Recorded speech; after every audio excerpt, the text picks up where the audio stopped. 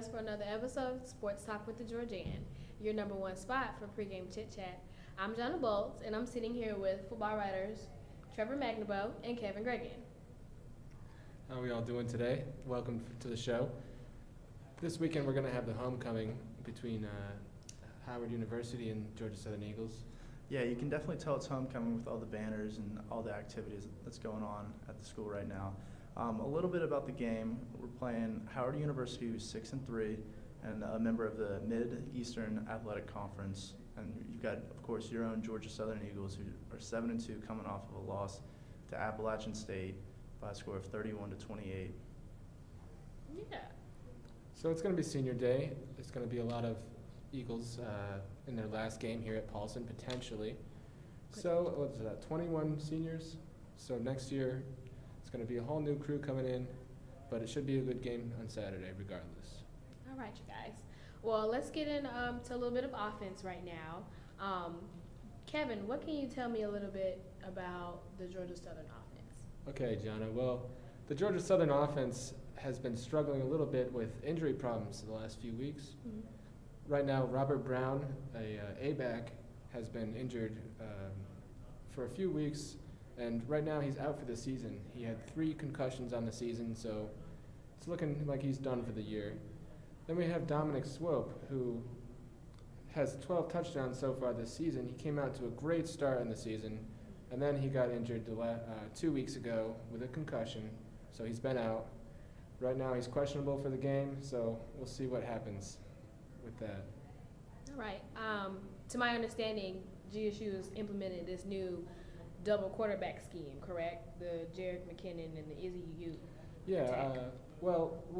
Since they've had to kind of work around not having Swope, Munkin and his staff, head coach Jeff Munkin and his staff, have been kind of interchanging the two at quarterback, Izzy Ute and McKinnon.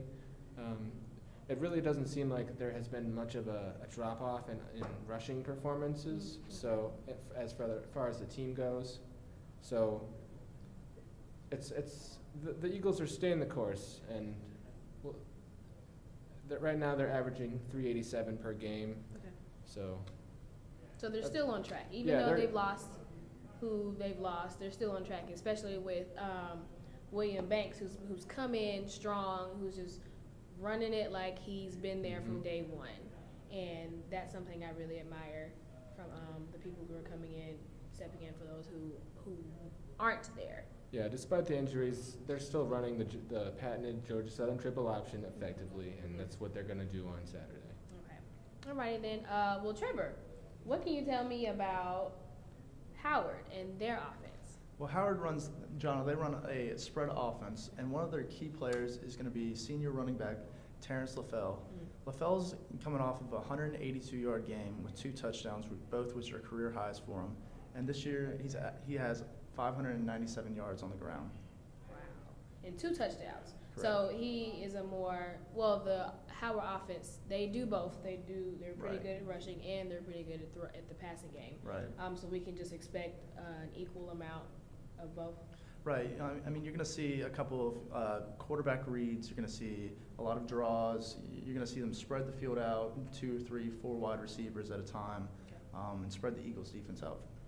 Okay. Well, speaking of Eagle defense, let's jump into some defense, and let's start with the Eagles. Kevin, what can you tell us about the Eagle defense? I've heard that they've been going through some things, even though they are doing well still. I've heard they've been going through some complications, though. So what can you tell me? Yeah, they've had a few off-the-field problems. Not too many, though. I mean, last weekend, after the Appalachian State loss, senior defensive tackle Brent Russell actually got arrested. A little altercation, nothing serious. He didn't hurt anybody, but he is suspended for indefinitely. So basically, whenever Munkin decides that Russell has, done what he's needed to do to kind of rectify his name, then he'll be back. Right now, though, for this weekend, we don't know if he'll actually start for homecoming. Okay. And that's unfortunate because it is senior night and, he's suspended. But, hey, that's what happens, right? Yeah. As a team, though, the Georgia Southern offense has still been playing well. Right now they're ranked first in the SoCon and 10th overall in total defense, and they're playing a team that only scores around 24.2 points per game. Okay. So their defense should be able to contain Howard. Okay. So Trevor, what can you tell me about Howard's defense? How are they? Are they looking strong? Does GSU's offense have a chance? What is looking like up there in DC?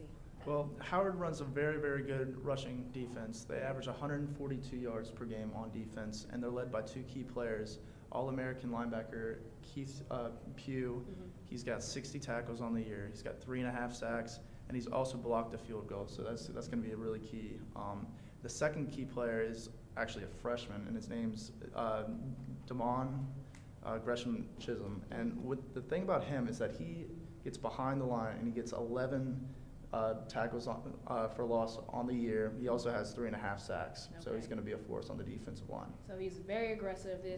This Howard defense is very aggressive. So Izzy and McKinnon really have something to look out for, especially with an All-American. How can you compete with an All-American?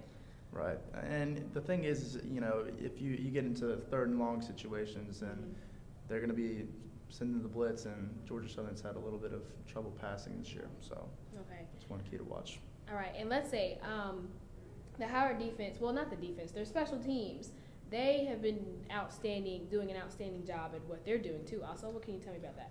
Well, Howard, they blocked 10 kicks on the year, both punts and field goals combined, and actually 8 different players have blocked a kick this year. So Howard's going to be out there. Georgia Southern's got to really capitalize on third downs because the Howard special teams unit is going to be out there looking for another block kick. It's going to be an interesting key to the game because so far this season, Georgia Southern has missed, they're 7 of 16 in field goals, and also, last week they missed 3 field goals. They got 1 blocked, so we'll see what happens.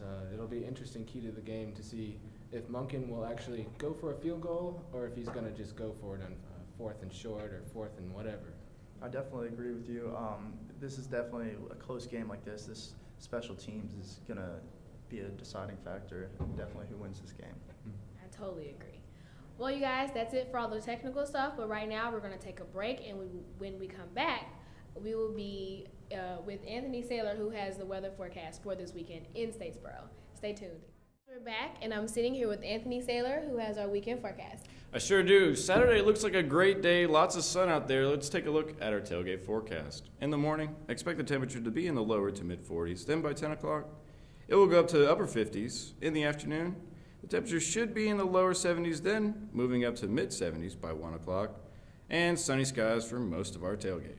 Now let's check out the game forecast. At kickoff, it will be sunny with the temperature in the mid-70s. At halftime, expect the same conditions, and at the end of the game, the temperature will be dropping just a little bit, but still keeping mostly sunny skies. So there's not going to be any clouds out there. Lots of sun, though. So make sure in the morning to wear a coat, but then put it in your car when you're going to the game. All righty, that sounds good for me. All right, you guys, that's it for this week's episode of Sports Talk with Georgian. Don't forget to check us out on Twitter for live game updates at the Georgian Sport, and check us out online after the game for post-game articles. All right, you guys, I'm Jonna Bowles for Kevin Gregan and Trevor Magnabo. And I'm Anthony Saylor. And we'll see you next week.